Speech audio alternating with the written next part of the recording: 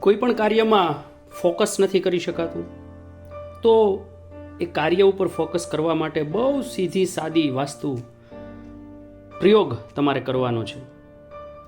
રોજ સવારે સૂર્યોદય પહેલાં જાગીને કોઈ પણ ક્રિયા કરતાં પહેલાં માત્ર 5 મિનિટ માટે આંખ બંધ કરીને પલાઠી વાળીને બેસવાનું છે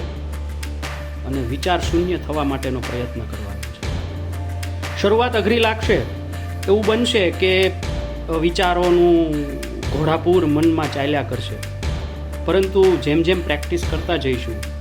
તેમ તેમ આ વિચારો શાંત થતા જશે અને